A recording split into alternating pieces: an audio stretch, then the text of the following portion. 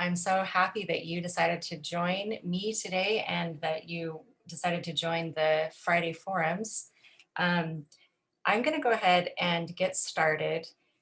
For those of you who are brave enough, it's not a requirement, but there aren't too many of us here, so it would be really lovely to see your faces. If you feel comfortable starting your video, that would be lovely. There really aren't too many of us here, so you will not get lost in a wash of faces. My name is Jennifer Frahm, and I am a mediator and a facilitator. So I'm here today, I'm with Utah Dispute Resolution, and we provide mediation and facilitation. And so I was particularly interested today in the topic of racial healing. In my work as a mediator, healing is not always possible, but something that we strive for whenever there's a mediation. And so I thought this might be a really nice way to start thinking about racial healing using the lens of mediation that I have. And I really need all of your participation, and I really am looking forward to hearing your thoughts about this really important topic. I'm going to go ahead and just have you each unmute yourselves briefly. If you could just introduce yourself and say where you work or what kind of work you're engaged in, so we kind of know where you're coming from, that would be fantastic. So I'm just going to say your name, and then as I see it on Zoom, and then you can unmute yourself and just, if you wouldn't mind, just briefly introducing yourself. So I see Denise. Hi, I see my name on here twice. I don't know if you do, but if it is, I have no idea why, so I apologize. It's a Friday. Okay. Yeah, my name is Denise Brennis. I work at the U, and I kind of front face with students. So that's kind of the work I do. Thank you, Denise. And Marisa or Marissa? Hi, it's Marissa. So I'm a student at UVU right now, and I'm also a peer mentor at a life coach mental residential treatment place. So I work with a lot of kids, pretty much any sort of mental diversity, autism, depression, borderline personality disorder, that kind of thing. Wonderful. Thank you, Marissa. And we also have with us Trisha. Good afternoon. My name is Trisha Sugiyama, she, her pronouns, and I am the director in the Center for Ethnic Student Affairs out of Equity, Diversity, and Inclusion at the U. It's lovely to have you. Thanks, Trisha. Thank you. I see also Yoshi.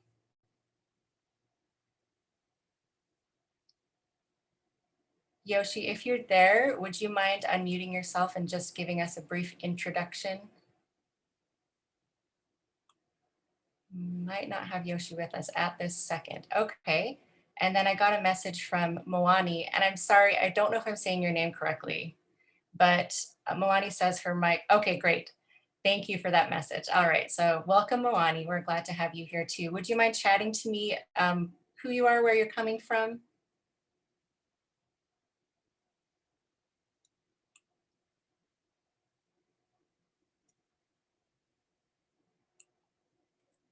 Maybe.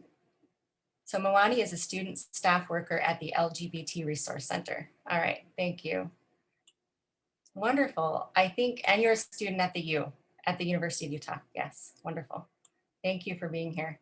So we have some of us just starting at a university as a student, some of us working at a university. I don't work at the university, but I love universities. I love education, so I'm in a place that I'm happy. So again, thanks for joining me today. I'm going to go ahead and start a little slideshow. We're going to start talking about some things. So I'll go ahead and do that. I need to.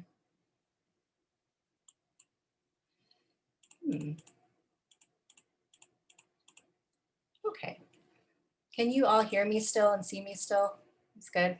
Okay, I just got an on-screen message that I had to install something, but I don't think I do. All right, so today we're going to talk about, excuse me, we're going to talk about narratives of race. And narrative is kind of a big word that you can, it's kind of a big pot that you can throw a lot of things into. So we're going to break it down a little bit and talk about it. This is just my little reminder to you that It's always nice to have a video so that we can see who's engaged in our discussion. I understand sometimes people don't feel comfortable with that, so that's okay if you don't. Of course, if you're changing your baby's diaper or eating something that we might want, then you can leave your camera off. I am at my house, as many of you might be, and so hopefully my son will not interrupt us. But if he does, you'll know who that is. So today, just some ground rules for our discussion. I don't think that anyone's not going to do these. It's just by way of reminder. We're listening for understanding. We speak respectfully. We speak for ourselves. We offer amnesty, or in other words, we offer forgiveness and lack of judgment. We wait to speak our turn, and we own when we have, I'm so sorry, I have my water here. We own our own biases, judgments, and projections, so we try to be aware of those.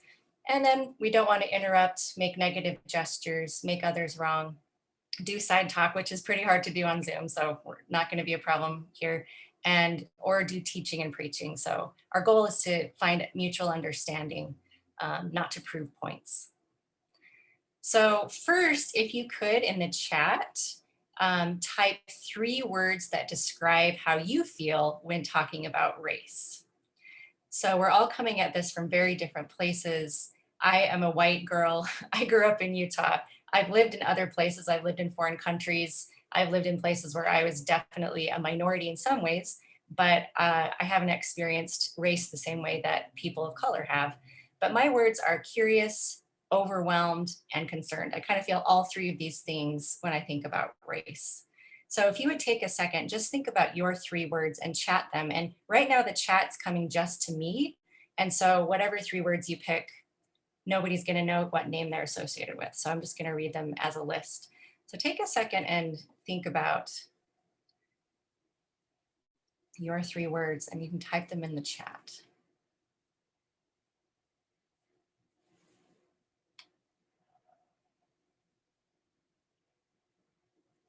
I see we have one new participant, Janzel. Thanks, Janzel, for being here.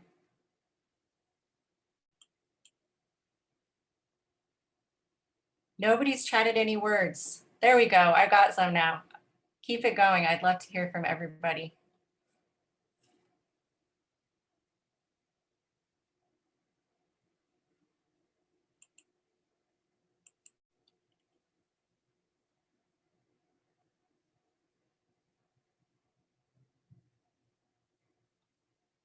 All right, take maybe 10 more seconds. I'd love to hear what words describe how you feel when you're thinking about race. It's kind of a big thing.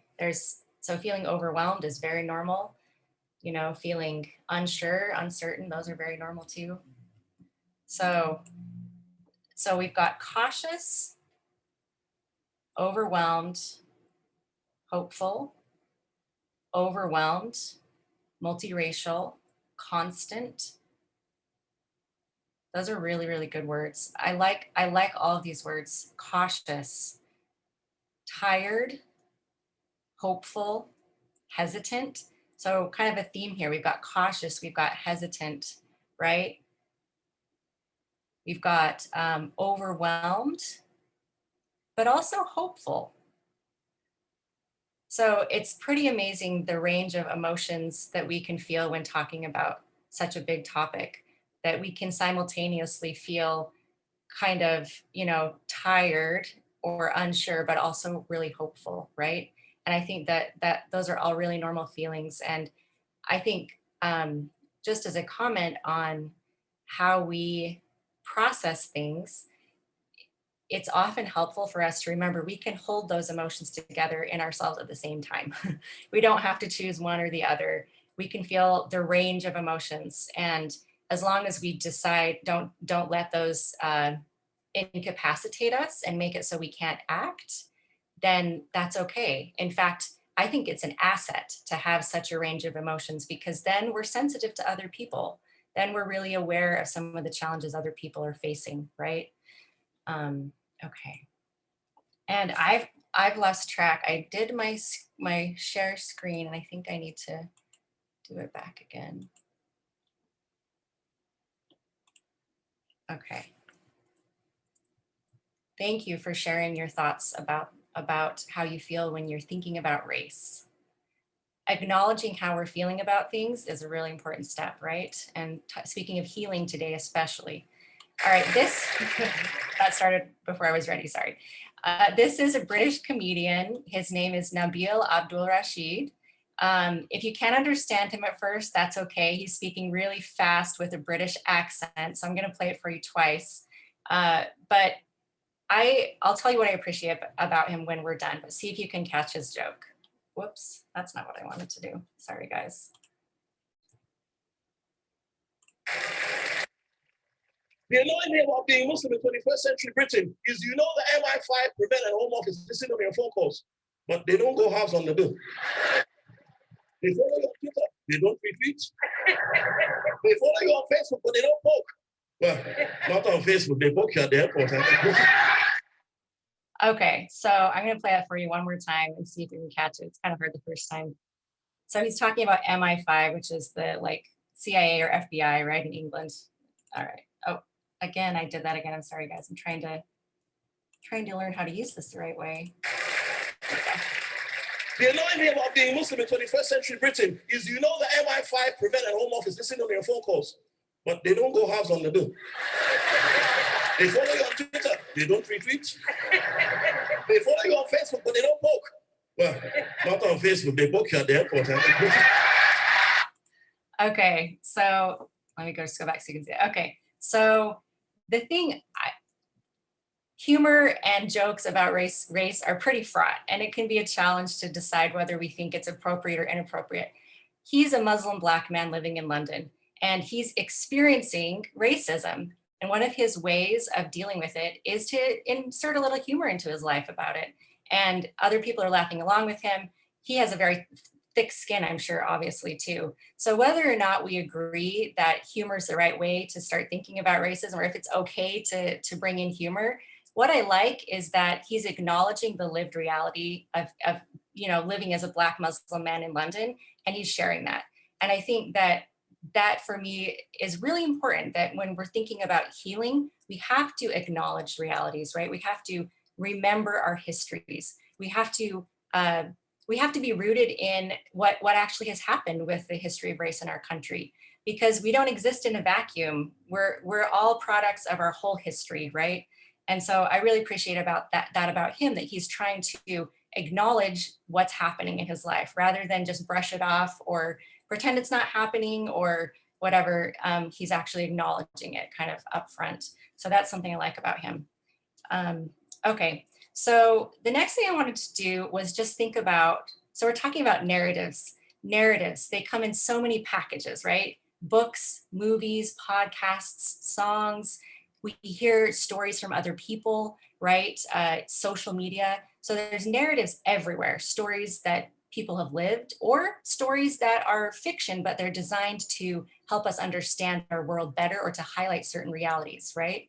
And so I want you to think about 3 sources. They can be any kind of media that you've recently engaged with, a book you've read or a podcast you've listened to. It could be a virtual event you've attended. So I want you to think about that. And ideally, I'd love it if you could chat those into me, but really it's just for you to think about.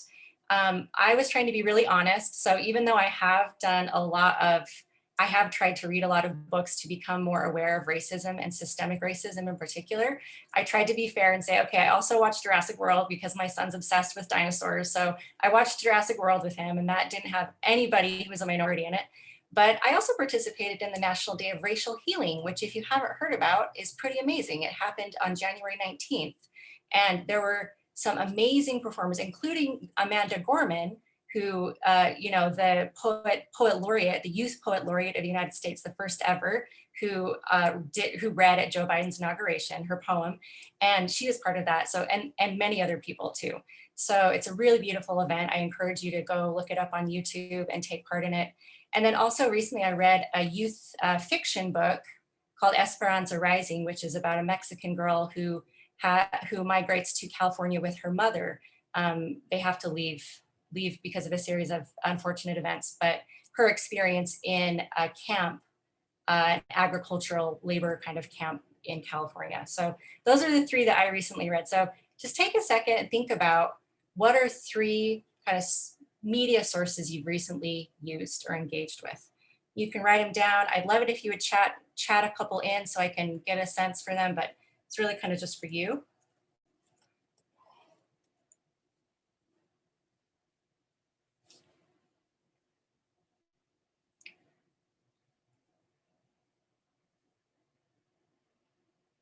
Alex, I have a tech question for you. Can I view people's chats while keeping this screen share going, or do I need to stop it? You don't have to stop it as long as you're just showing your presentation. So if I do that, you're still seeing my presentation? Now you've exited out of your presentation. You can see like the PowerPoint top.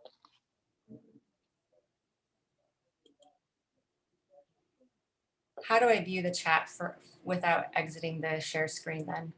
I think if you try popping it up right now, I don't think it will show everybody. I think it'll be private to you.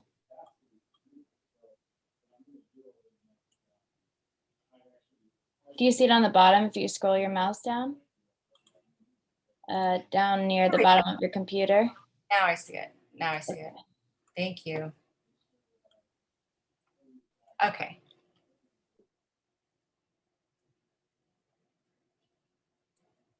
So nobody's chatting with me. I feel a little, no, somebody did. Thank you. No. So we've got Black Feminism Reimagined After Intersectionality. It's a book. His Dark Materials. I haven't heard of that TV show. His Dark Materials, and NPR Throughline podcast. Yeah, NPR does a great job. Supergirl series on Netflix. Wonderful, thank you. Yeah, Star Wars Rebels, Strange Fruit by Billie Holiday, Wheel of Time. I don't know, I'm not familiar with Wheel of Time. Fantastic. Okay, so just think about for a minute, and I know most of you attending here are really aware probably of the media that you consume and what you engage with, but I want you to just think about how many of these sources feature, let me get forward, sorry guys. Okay, how many sources that you chose feature people of color, right? So for me, Jurassic World is definitely a white person movie. There's like nobody really of color who's not just like a sidekick kind of character. The National Day of Racial Healing was filled with people of color. It was just fantastic, really amazing music and prayer and poetry and readings, really great. Esperanza Rising was all about Mexican family, so that the main characters were all people of color there too. So my score is kind of a 6 out of 9. Do you guys know how many people, non-white people, live in the United States? What would your guess be? If you have a guess, you can just unmute yourself. What percent of Americans are non-white, would you say?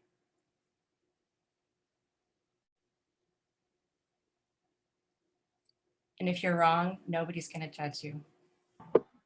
My just spitball guess is maybe like 60% or just 70%.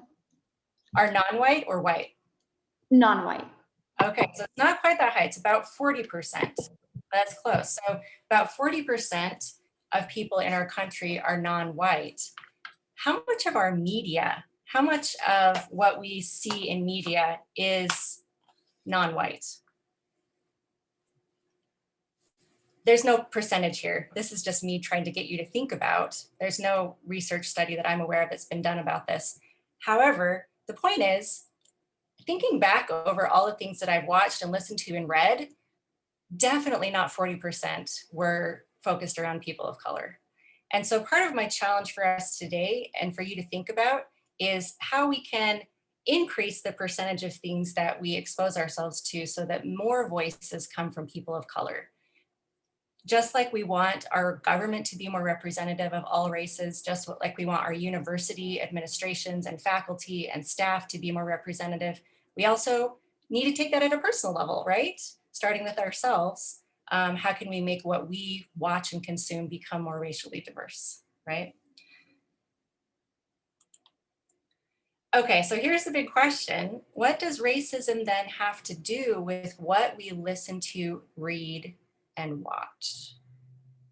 And if you have some thoughts, you can unmute yourself. Any thoughts on this? Would be lovely. I have semi-young children. I call them my mediums, an 11-year-old and an 8-year-old. But anything that oh, hi, Trisha. I can see your face. Sorry. Were you talking? Oh, I should probably turn my face on. Oh, thank you, Denzel. Thank you. Hi, everyone. Yeah, so I have medium. Sorry, Trisha, I didn't hear you talking.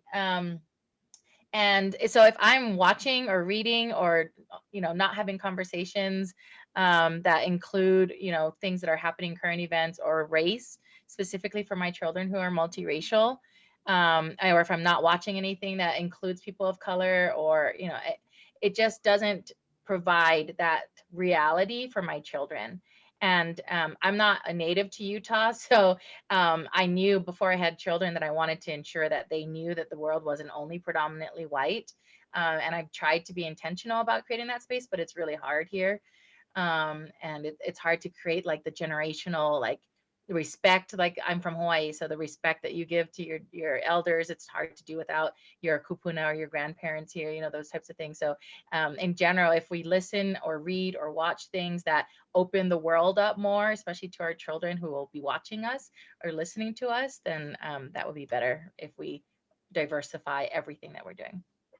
I think that's wonderful, Denzel. It has to come from many fronts, right? We can't just hope that one talk about race or one experience or one moment. It has to be something that we're kind of constantly engaged in. And even I feel maybe, as a white person, I feel a kind of a real burden about that. I don't want my 11-year-old boy to grow up not understanding the real history of our country.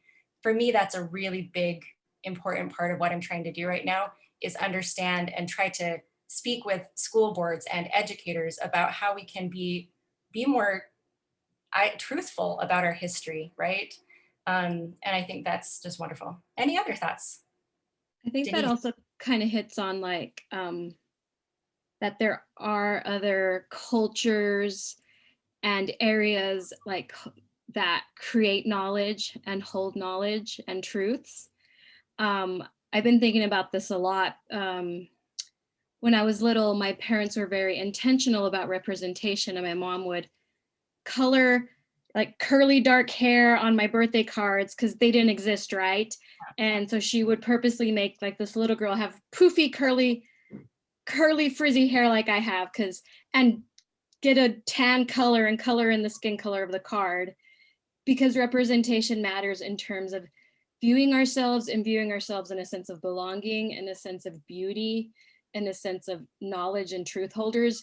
And both of my parents were also mainly educated outside of the US. So they always made it important to share the arts, the literature, and the other history that was never shared. Like I remember on road trips where my dad in particular to be like, in this area, these tribes would fight this cavalry and they took us to, and like, we would just be like, can we just get to our next, but now looking back, I'm like, I appreciate those moments so much more and I understand what they were doing. And I think it's made a difference in terms of like how I kind of ground myself and try to also ground my children, if that makes sense. That makes a lot of sense and so well put. Thank you, Denise. That was beautiful. There's so many opportunities for us to teach our children and to help educate our friends and peers and family members. But sometimes maybe we're reticent to take advantage of them, or we just don't see them, right?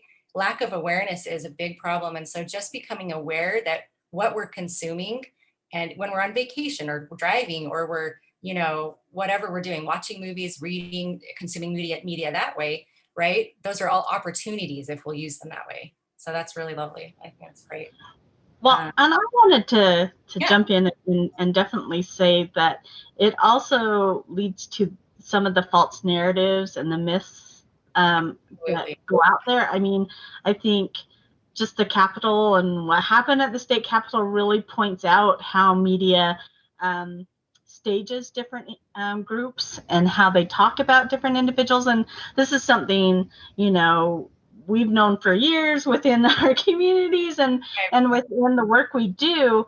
But I think it has just been really highlighted more and more that there is that racism does play into these myths and narratives that go out there. Absolutely. And on that note, you've just segued us perfectly into our next topic here. Here's some images. And I know that I'm not going to be able to show you a representative collection of all people of color in the United States, but I wanted to at least try. So these are Japanese families, right, who were put in internment camps. And I just find interesting the way that images can impact us immediately. The tags around these kids' necks, right? Immediately, it kind of gets to your heart and helps you understand how dehumanizing that experience must have been, right? This picture, I also think though, and this is probably something you've encountered a lot too, the images that we choose to consume, we have to be careful, because if we only choose to consume negative images that degrade humans, then that's how we start to think about those humans. And it's the classic problem of, you know, my husband grew up in South Florida. And so the nightly news was filled with faces from people of color who were criminals. They were, you know, because that's what the news is, right? It's about crime and what are the bad things happening in our society. And so if you're not careful, those are the images that stick with you and you start to make bad associations, right? So I think we need to remember our past. It's really important. But I think that for every, you know, challenging image that's dehumanizing, we need to have an image that's humanizing, that shows us the real people, right, behind that dehumanization. And so I liked this picture as well, this mother with her kids, and you can just kind of see, this is just a family. This is just a mom with her 2 kids, right? And it humanizes these people again, right? It humanizes people. So I think that's important. Okay. Speaking of all the negative stereotypes, the negative tropes, these are especially around Black people. Of course, there are tropes for all sorts of cultures, but these are really offensive. And I kind of thought about, should I even put these in my presentation? But then I thought, we cannot heal without remembering. There's not a way to do that. If you have an emotional wound that you've ever experienced, you know, if you've ever been hurt in your life, which we all have, it's not possible to heal unless you actually see the wound for what it is, right? So not to be too in our face about things, but this is where we're coming from. This is the culture that the mainstream culture that was being pushed on people, you know, a century ago, less than a century ago, right? This is an image from the 1922 silent protest, silent march in Washington. This was when there had been a series of lynchings, and so a lot of people took to the streets, and it was silent. They were trying to make an impact with their presence and with their signs and their words.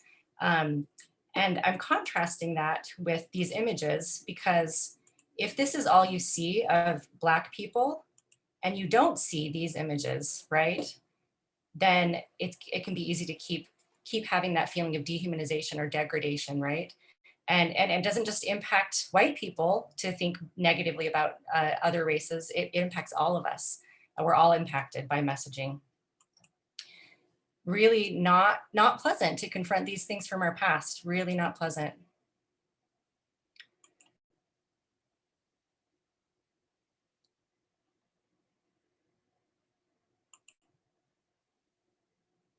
Very offensive, right? And contrast that with a picture of the graduating class from Howard University in 1900, right?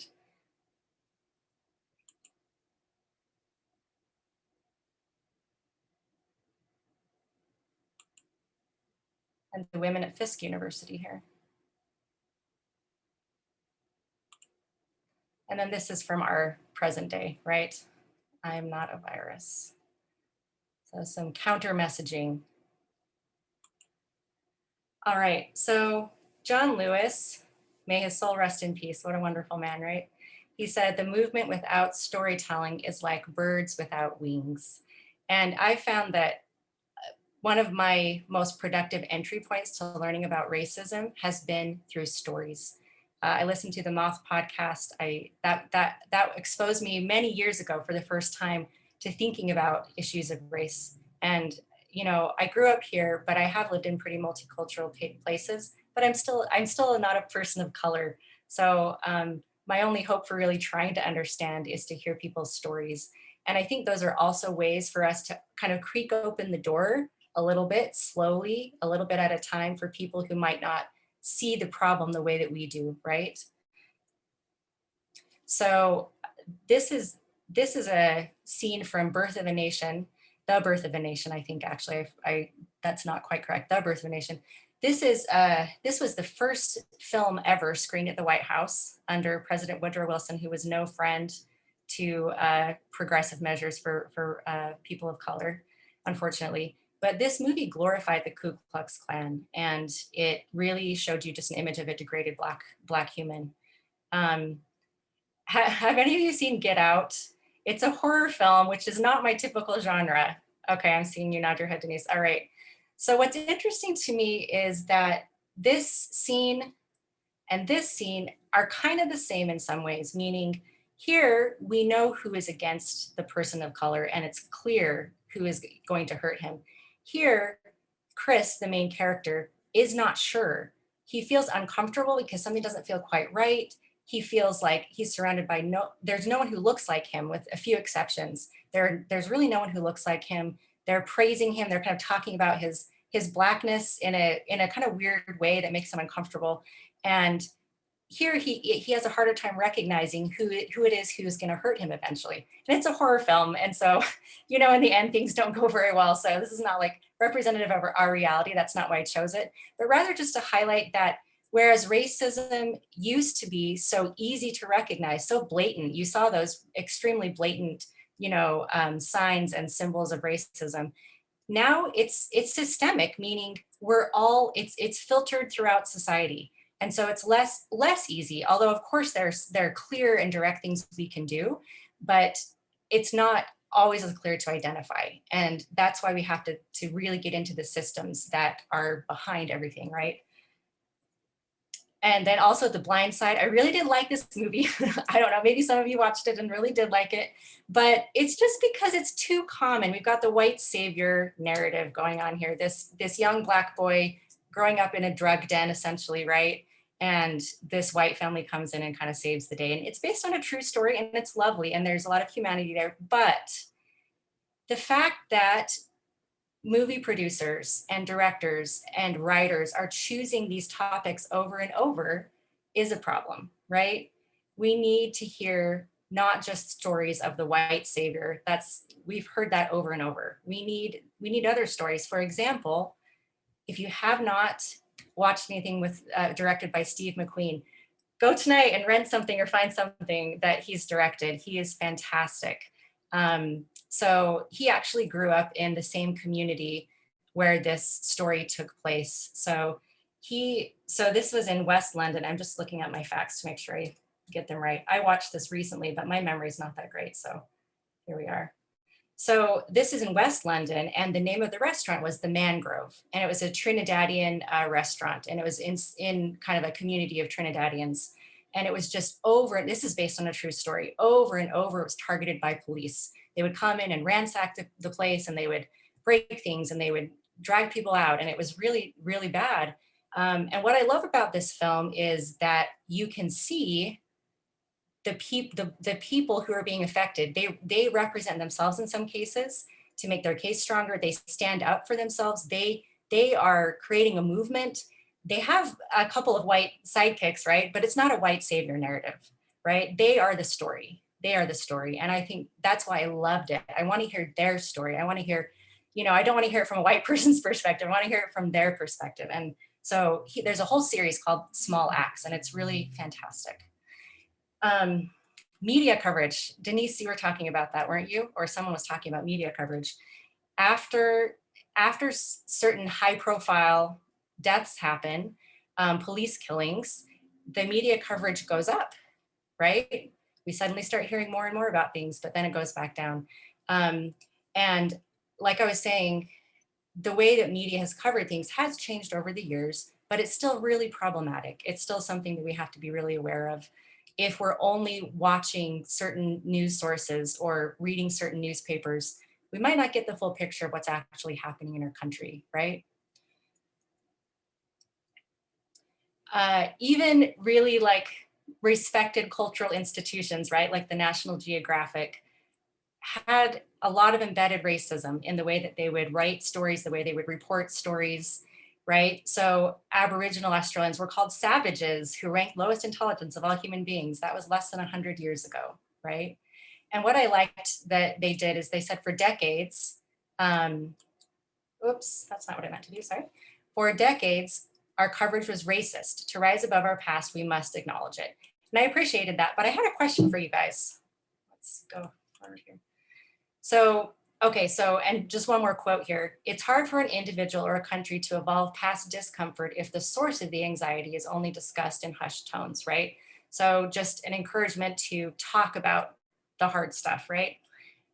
They printed this in what they called the race issue in March 2018. So my question for you, let me see, get to my next slide here. My question for you is, what do you think about the idea of having a race issue? Like this one National Geographic, March 2018 is the race issue. Do you like that? Do you think that's effective? Do you think that it's like one and done? Does it feel too easy? Like, what do you think about that? Having like, okay, like we have Black History Month coming up in February, right? I think that's fantastic. I think it brings awareness, but I'm also a little bit wary because I'm like, what happens the other 11 months out of the year? You know what I mean? So I'm wondering what you guys think about this. What do you think about just having like, let's talk about race in this kind of box, and then what happens after that? I'm kind of trying to think through that. What do you guys think? Well, I think, I don't know, like especially with a bunch of things going on, like even the Iraq war and stuff like that. Like this is totally unrelated, but it relates back, I promise.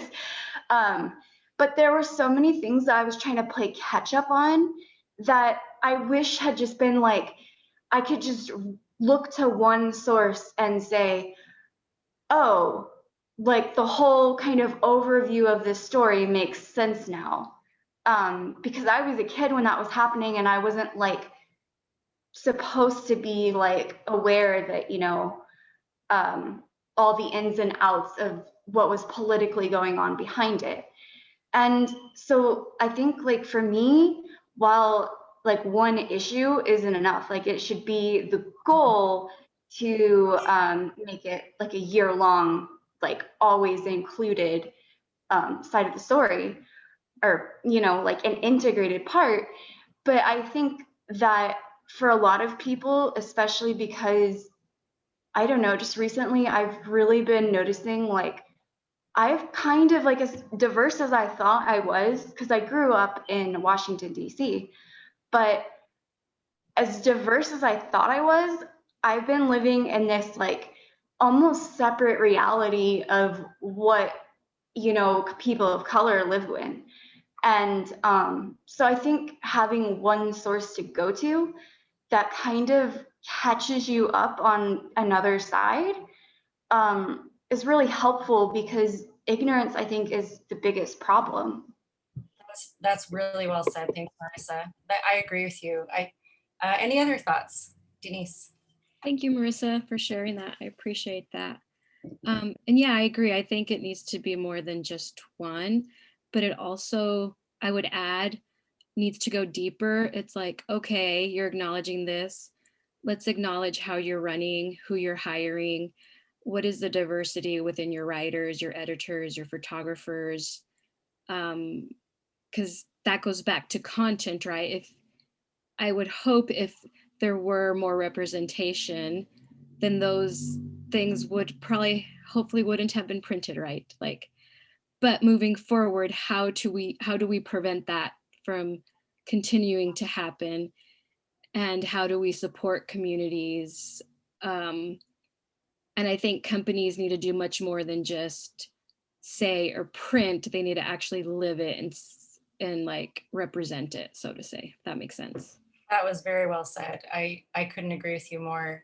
It's just too comfortable and easy to make grand statements and grand pronouncements about how you're going to combat racism, but it's much harder, especially when it when it has a negative impact on your bottom line, to make the hard decisions and actually become more diverse and actually become, support policies that help people of color. So very well put. Thank you. Okay, and I'm just checking our time. Okay, great. So you may be familiar with this list of 21 things you can't do while Black, published by Mother Jones. It's kind of been recirculated in different forms throughout the years, but this is the one I found from 2014. And I just kind of, these all come from people's personal stories, is kind of the point I wanted to make here. These are not abstract, they're not generic, they're people's lives. These are real, each of these represent real people and their real experiences with racism. It's pretty sobering, I know, but it's also nice to remember and be reminded that the racism we're talking about, like I mentioned earlier, it used to maybe be more overt. There was segregation, right? There were clear instances of racially motivated violence. Now things are trickled down and more dispersed, and they're ingrained in people's consciences, right? And they're part of our subcultures. And so these things happen, and they seem like they happen maybe out of the blue a little bit, but they don't, because they're part of this underlying narrative that if we don't retell the story, if we don't hear enough of the stories that are actually true, people perpetuate, right? And so just seeing these as real people, I think, is really important. So Ta-Nehisi Coates is an amazing writer. He's written some wonderful books. And after, I should have put these in a different order, I'm thinking now, but he wrote a book and then kind of summarized some of his main points in a letter to his son. And after he published that letter in the Atlantic, he wanted to hear real stories of racism from people. And so several people wrote in and they selected some to put on their website. And, we've heard this story too much, right? This guy has the misfortune of jogging early in the morning in an almost all white neighborhood. There wasn't a crime, nothing seemed to be going wrong, but a cop thought he looked suspicious. He pointed a gun and forced him to the ground, right? Demanding ID, asking what he was doing there, and then leaving with like big slap in the face, have a nice day. So I haven't ever experienced this, and I probably never will. It's really important for me to know that this is someone's story, right? This is their experience of being a Black person in America. And not to dismiss it as a one-off, because as we know, this man was killed for jogging while Black.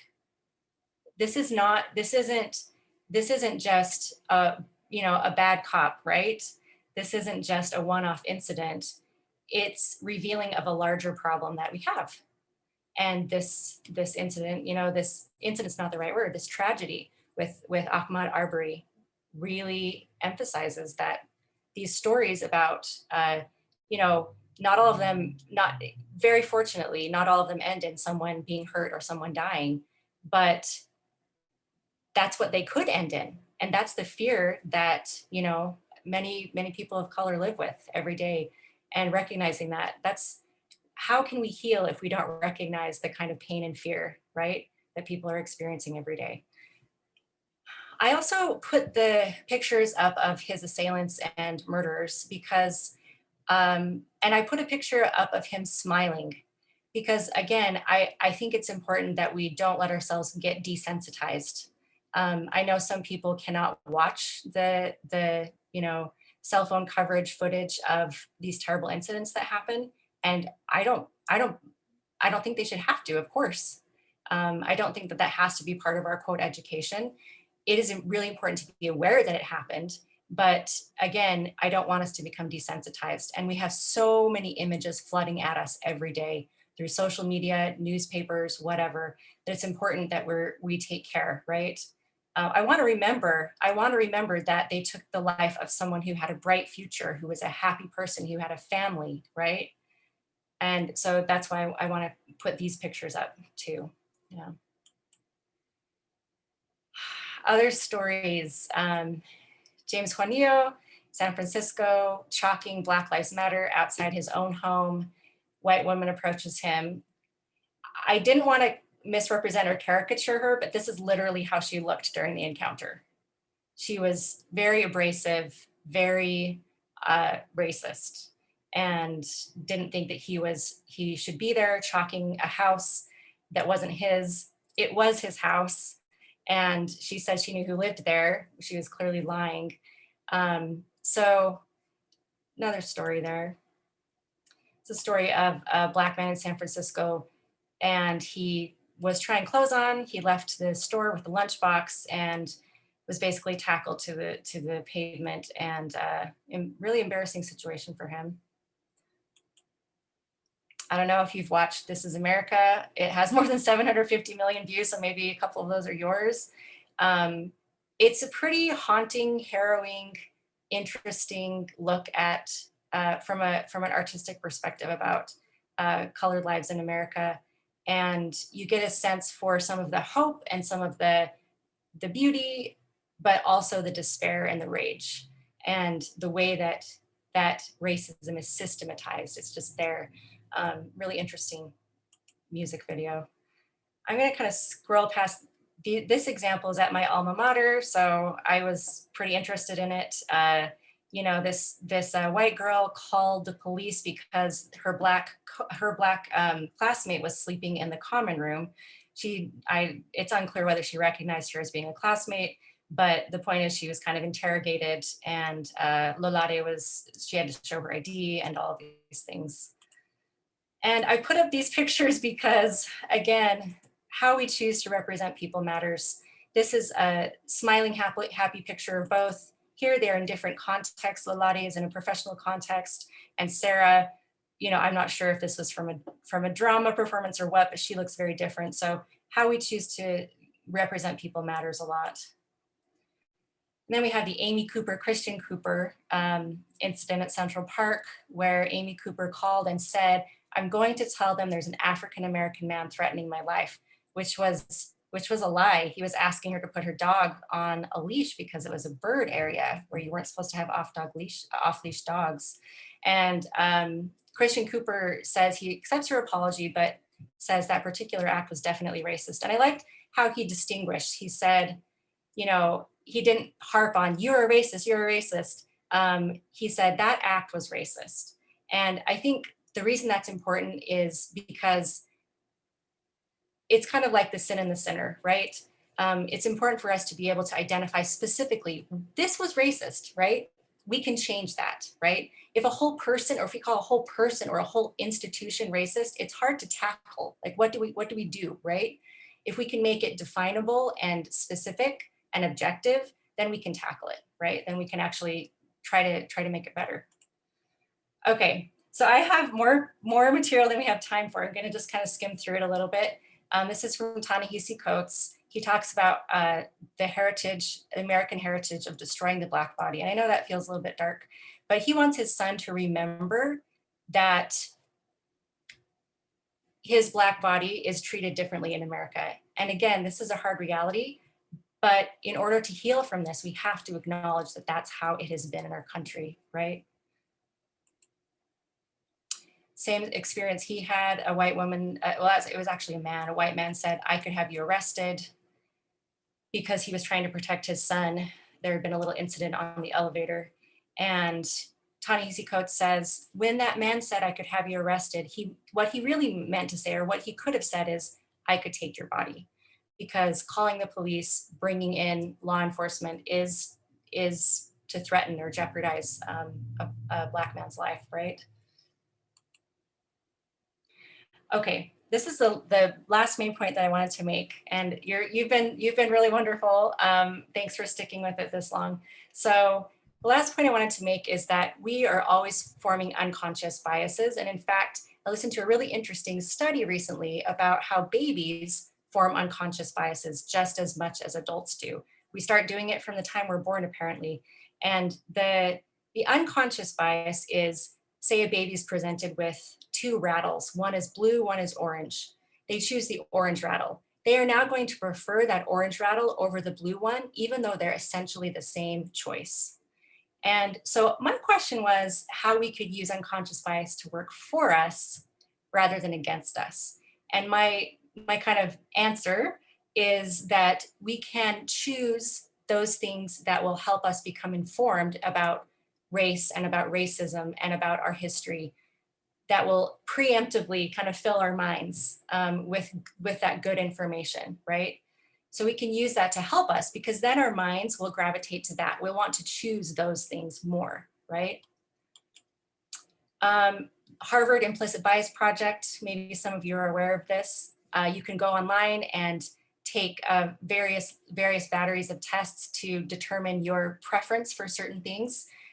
So it's by association. So one of the classic ones is white and black, and like neutral objects or violent objects. So like a can of soda would be neutral, but a knife would be violent. And how quickly can you correlate a particular race with a particular object, right? And that can help us understand our implicit biases. And what they recommend on in their website, they have some recommendations. They recommend that people consider what gets into their minds in the first place. So that's what we're talking about, right? And we're about out of time. This is an exercise that you could maybe do if you have some time on your own, just thinking about what does healing mean? And so I just wanted to give you my example. Healing requires remembering. Remembering requires knowing. Knowing requires effort and empathy. So just like if we're trying to heal a wound that we've experienced that doesn't maybe have to do with race or with our core identity, but maybe an emotional wound, right? Maybe something from when we were a child or growing up, or something that a friend said or did, something hard that's happened to us. When I try to think about how I'm going to heal those wounds, I'm really thinking about, okay, I need to acknowledge it. I need to bring my attention to it, not in a painful way, hopefully, but in a way that will honor it and that can help me process and really reach some kind of resolution. So here are some things about healing. I think it requires effort, dedication, courage. It's not the status quo. It is conscientious change, and it's the path forward. So I think I'm gonna finish up there. If you have some thoughts, there are a few more resources on this slide presentation. I'm happy to share it with anyone who wants. You can just chat me or email. The Just Mercy Project is amazing. They have a daily calendar, so that if you want to really practice remembering, you can go there and subscribe to their calendar. Just thinking more about narratives. Again, just a plug for that day of racial healing. It was really impressive and just deeply moving, honestly, a really, really moving presentation. And your call to action is to think about a media source, add one to your rotation. I think all of you are probably pretty good at this, much better than me, and act on what you learned. So if you learn that policing has gotten out of control, if you learn that there's still an unfair law on the books, if you learn, like I have been thinking about, that history books really just don't talk about Native history, they don't talk about people of color, what kind of change can you make? So my change is write my school board. So I want to become more active and involved in changing the curriculum so that my son learns not just one part of our history, but kind of all of our history. Maybe not all is a big word, but some of our history. Okay, so questions, thoughts. I'd love to hear what healing means to you, if you have any thoughts about that, and also what action you are planning to take. And then we are done.